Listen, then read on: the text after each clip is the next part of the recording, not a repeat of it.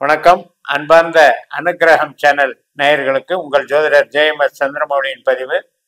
இந்த பதிவில் நம்ம பார்க்க இருக்கிறது சுக்கிரன் ராகு சேர்க்கை. மீனராசியில் சனியினுடைய நட்சத்திரத்தில் சுக்கிரனும் ராகுவும் சேரக்கூடிய நாட்கள் பிப்ரவரி 1லிருந்து பிப்ரவரி 24 வரைக்கும்.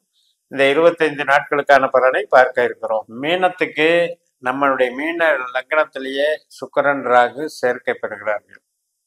இப்போ 1ஆம் தேதி பிப்ரவரி 1 முதல் பிப்ரவரி 24 வரை இந்த 25 நாட்கள் சுக்கிரன் ராகு சேர்க்கை ஏற்படுகிறது. இப்போ நம்ம ஜென்ரலாக நினைப்போம் சுக்கிரன் மீனராசியில் உச்சம் பெறுகிறாரு, அப்போ நமக்கு பெனிஃபிட்ஸ் அப்படின்னு நினைப்போம். இந்த ஆட்சி, உச்சம், நீச்சம், பகை இதெல்லாமே அம்சத்தில் நம்ம பார்க்கணும். இப்போ உத்திரட்டாதி 1ஆம் பாகத்தில் இருக்கிற ராகு அம்சத்தில் சிம்ம ராசியில் இருக்கிறார், சிம்ம நவாம்சம் பெறுகிறார். அதே மாதிரி சுக்கிரன் உத்திரட்டாதி 1ல் வரும்போது அதே சிம்மத்தில் தான் இருப்பார். இப்போ அந்த அம்சத்தில் சுக்கிரன் ராகு பகை பெறுகிறாங்க. அதனால் இது நம்ம சிந்தனைகளை கொஞ்சம் ஆட்டிடியூடாக நம்ம என்னதான் நம்ம செயல்பட்டாலும் கூட அந்த விரை சனியினுடைய சாரத்தில் தானே இந்த 2 கிரகம் இருக்கு. அப்போ அந்த விரை சனியினுடைய தன்மைகளை வச்சுக்கிட்டு இருக்கு. சிம்மத்தில் பகை பெறுது. அப்படிங்கும்போது சிந்தனைகளை கலெக்டிவாக கரெக்ட் பண்ணிக்கணும். அதாவது தேவையற்ற சிந்தனைகளை விலக்கிக்கணும். ஏனென்றால் இந்த ராகுவும் ஆசைக்கு தூபம் போடுறவன், சுக்கிரனும் கவர்ச்சிக்கு ஆட்பட்டு அதில் அவஸ்தைப்பட வைக்கிறவன். அப்படிப்பட்ட இந்த 2 கிரகங்கள் சேர்க்கையில் அகம் சார்ந்த விஷயத்தில் பழகிறது, பிடிக்கிறது, ஆண் பெண் உறவு இதில் எல்லாம் கொஞ்சம் கவனம் சொல்லணும். அது மட்டும் இல்லை, இப்போ தொழில்னு எடுத்துக்கிட்டிங்கன்னா இந்த ராகு ஊதி ஊதி பிரம்மாண்டம் பண்றது. அப்ப சுக்கிரன் ஒரு பெரிய ஹைஃபையான தொழில் அம்சத்தை கொடுக்குறாங்க. இப்ப எதெல்லாம் கவர்ச்சியான ஆடம்பர தொழிலோ அதெல்லாம் சுக்கிரனுக்கு உண்டான ஆபரணங்கள், ரெசார்ட்டு, ஹாஸ்பிட்டல் மற்றும் சொகுசு வாகனங்கள், software industries, projects, furnitures, interior decoration, management, event management, கல்யாணம் சம்மந்தப்பட்ட காரியங்கள், டெக்ஸ்டைல் இண்டஸ்ட்ரி, டிசைனிங் இத்தனையும் இருக்குது. அதே மாதிரி ராகு எடுத்துக்கிட்டிங்கன்னா ரொம்ப பிரம்மாண்டமாக எலக்ட்ரிக்கல், எலக்ட்ரானிக்ஸு, இராணுவம் சம்மந்தப்பட்டது. மேலும் மருத்துவத்தில் கூட ராகு பயன்படுறாரு. இப்போ ராகுனுடைய தன்மையும் சுக்கிரனுடைய தன்மையும் ஒன்று சேரும் பொழுது அதீதமான ஒரு வேகத்தை காட்டும், அதீதமான ஹைட்டை காட்டும். அதாவது ஒரு நினைச்சு பார்க்க முடியாத கற்பனையை கொடுக்கும். நமக்கு ப்ராக்டிக்கலாக ஒரு விஷயம் சாத்தியமா அப்படிங்கிறத யோசித்து செய்யக்கூட நமக்கு ஒரு டைம் இல்லாமல் நம்மளை அவதிக்கு ஆளாகும், வேகப்படுத்தி கொடுக்கும். அதில் விரைச்சனியினுடைய சாரத்தில் இந்த 2 பேர் இயங்குறாங்கங்கும்போது அந்த மாதிரி ஆசைப்பட்டோம் அப்படின்னா நமக்கு விரயம்தான், நமக்கு செலவு தான், திடீர் செலவாக முடிஞ்சிடும். அதுவும் நமக்கு பயன்படாத செலவாக போயிடும் அப்படிங்கிறது அது உணர்த்துது.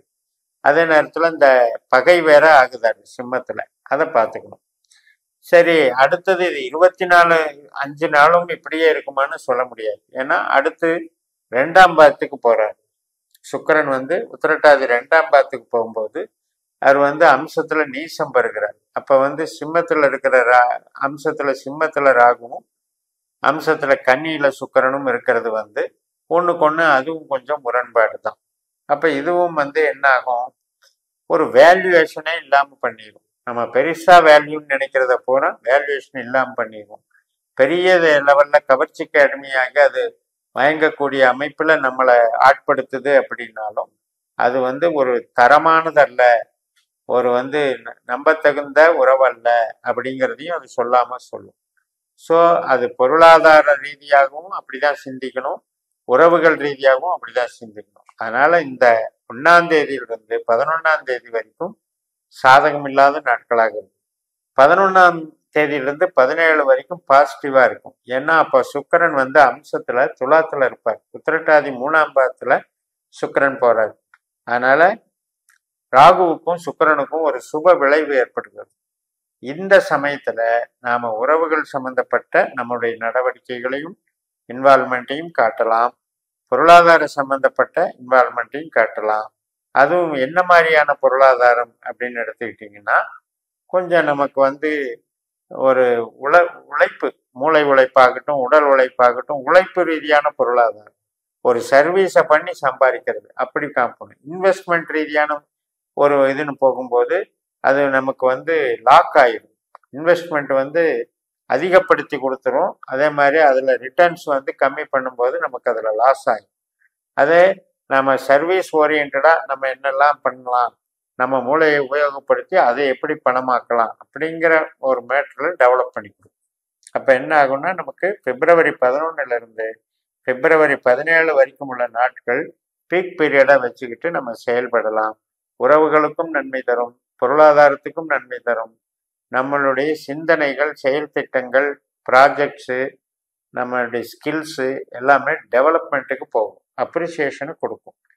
கடைசியாக 4ஆம் பாதம் பிப்ரவரி 17 பிப்ரவரி 24 வரைக்கும் உத்திரட்டாதி 4ஆம் பாதத்தில் சுக்கிரன் போகும்போது அம்சத்தில் அவர் வந்து விருச்சிகத்தில் இருப்பார். அப்பவும் ராகுவுக்கும் சுக்கிரனுக்கும் முரண்பாடு ஏற்படுகிறது. ஒருத்தர் தடுத்துக்கிறாங்க, கெடுத்துக்கிறாங்க. அதனால என்ன நடக்கும் அப்படின்னா விரயம் அதிகமாகும். நமக்கு செய்கிற நம்பக்கூடிய விஷயங்கள் எல்லாம் நம்பகத்தன்மை இல்லாமல் போயிடும். கெட்டதை நல்லதுன்னு நம்பக்கூடிய ஒரு சூழ்நிலை தோன்றும். நம்மளை நாம கொஞ்சம் கெடுத்துக்கிற மாதிரி ஆயிடும். அதனால உடல் ரீதியாகவும் ஆரோக்கிய ரீதியாகவும் இது கொஞ்சம் பாதிக்கும் சுக்கிரன் ராகு செயல்பாடு. அதனால சாப்பிட்ற விஷயத்துல இருந்து எல்லாத்துலேயுமே கொஞ்சம் கேர் எடுத்துக்கிறது நல்லது. ஏன்னா மீனத்துக்கு 2ஆம் இடத்துல பரணியா இருக்காரு, 6ஆம் இடத்துல பூரமா இருக்காரு, 10ஆம் இடத்துல போராடமா இருக்காங்க. இந்த மாதிரி அகம் சார்ந்த நோய் சார்ந்த விஷயத்துக்கு சுக்கிரனே காரணமாயிடுறாரு. சாப்பாட்டினால வரக்கூடிய நோய், வயிற்று சம்மந்தப்பட்டது, ஹார்மோன் சம்மந்தப்பட்டது, சுகர் சம்மந்தப்பட்டது, கிட்னி சம்மந்தப்பட்டது எல்லாமே சுக்கிரனால வர்றது. ஸோ இந்த ராகுங்கும் போது ஒரு சில கட்டிகள் மாதிரி ஃபார்ம் ஆகிறது. கேன்சர் சம்மந்தப்பட்ட அமைப்பும் ராகுவுக்கு உண்டானது. ஸோ இதெல்லாம் வந்து கொஞ்சம் தீவிரப்படுத்தக்கூடிய அமைப்பு. அதனால இந்த சுக்கிரன் ராகு இந்த கான்செப்ட்ல இருக்கும் பொழுது ஹெல்த்ல பார்த்துக்கணும். அதே மாதிரி வேலை சம்மந்தப்பட்டதுல கொஞ்சம் கவனமா பார்த்துக்கணும். என்னன்னா இந்த 12ஆம் இடத்துல இருக்கிற சனி வந்து கொஞ்சம் நம்ம மேல ஒரு புகார்களை தெரிவிக்கும். இப்போ நம்ம ஒரு இடத்துல வேலை பார்க்குறோன்னா நம்மளுடைய சுப்பீரியர் வந்து நம்மளை வந்து கொஞ்சம் வார்ன் பண்ற மாதிரியோ அல்லது நம்ம மேல ஒரு ஆக்ஷன் எடுக்கிற மாதிரியோ ஒரு நம்மளை கடிஞ்சிக்கிற மாதிரியோ சூழ்நிலைகள் உண்டாகலாம். ஏன்னா 12ஆம் இடம் அப்படிங்கிறது சுயபலத்தை வந்து இழக்கிறதுன்னு அர்த்தம். சுய பெருமை, சுய கர்வம்னு சொல்லலாம், சுய கௌரவம்னு சொல்லலாம்.